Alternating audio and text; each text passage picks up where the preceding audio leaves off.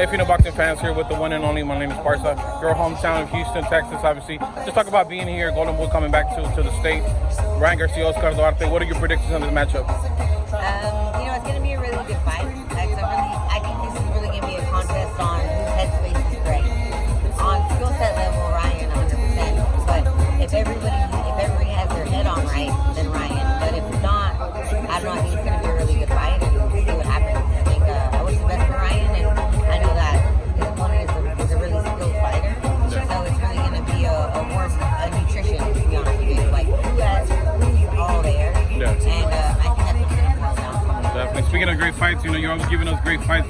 Obviously, since you made your debut with Golden Boy, now you're taking on a fellow world champion, Gabriela Fundora, who just won. Talk to me about that matchup. Obviously, it's a great fight for female boxing, just for boxing in general. How did this fight come about? Well, the fight came about because she got taught Ellie about the belt, right? The idea, so it's going to be her first defense. I obviously want that belt to say, okay, cool, I got them all, right? Yeah. But it's going to be a good fight. I mean, she's nothing to play around with. It's not a joke. She's 121 years old, left-handed, 6 feet tall. It's not anything that you can really joke around with. It's fighting, and she's a skilled fighter. You know she thinks. She doesn't necessarily fight like and I don't want to say like but a girl, right? She doesn't just throw to throw. So she's very skilled. She has a lot of intelligence and ring IQ. And it's going to be something I really have to know that this is mine. And she'll figure out why I am who I am. And that's going to be basically it's going to be a chess match. I mean, you talk about, she's going to find out who you really are. Obviously, those fight fans, they know boxing. They know you represent the U.S. on the Olympics. You have so much amateur experience. Do you think that plays a big role, taking on someone, like you said, a 21-year-old, newly defending, champion? I think a lot of things get overlooked about me. My fights are always super entertaining. Some always see me this is going to go crazy. I don't know what's going to happen, but something's going to happen, right? But it's the idea of, yes, she's young. She's very skilled. And in a sense, it's like after I beat her, she's going to become an undefeated champion for sure. And I'm trying to make her understand this is what I know. I've seen fighters like her. I've been with people that high. I've been with lefties. I've been with everything. And it's going to really be like, are you ready for this type of sport? And that's I'm overlooking the sense of all I fought is chopping the entire time. So it's like, oh, you don't have a knockout ratio. It's like, yeah, but you put me against champions the entire time. So I've only fought world champions since, I guess, my last 8, 9 fights. So it's going to be like, well, here we go. And I think she'll understand when we get in there, this is why I am who I say I am.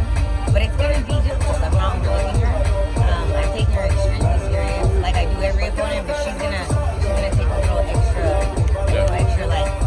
God, I asked for this. Exactly. This is what you wanted. Lastly, the fight fans come up to you, always ask you about that Seniesa Estrada rematch, obviously. I mean, every time we see either one of you guys, fans want to see it. How many times does it get brought up? It gets brought up all the time. And I think Seniesa, that strays away too much, right? It's more like, this is just fight. Because with me and her, it's not even about belts anymore. This is like a real fight. This is just about pride and glory and solidifying things. And she keeps trying to lie and say oh, I don't beat her, I beat her. It's but if you really beat me, would people still be asking for the fight? Right? It's there was a lot of things that went wrong. I mean, you're talking about 22 stitches, and then 22 stitches, so 44 stitches. And you're talking about a whole different platform of situations that were going on. And with me and her, it's just fight. Let's just fight. It needs to happen, right? Let's just fight. And she keeps saying she doesn't need me, but at the end of the day, that's gonna be that's the movie ticket. Yeah. Is that a fight that needs to happen? Not only obviously, for Golden Boy, for Top Rank, but you willing to maybe go to LA or fight on an ESPN platform just to give the fans what they want? I have to talk to the team about what they want, because I can't sit here and make decisions. Yeah. But me, as solely just me, I'll fight her anywhere, anytime, any place, any city, any state, on any platform. Because to me, it's more than belts. It's about this is my life, and that decision was not the right way.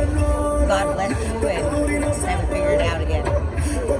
lastly, where can the Filipino boxing fans follow Marlén Esparza leading up to maybe January 6th against Fundora, maybe the 27th of next year? But where can they keep up with you and find out what's going on? My biggest platform is Marlén_Esparza at Instagram. That's where I'm more active, even though I'm very inactive. I'm always training.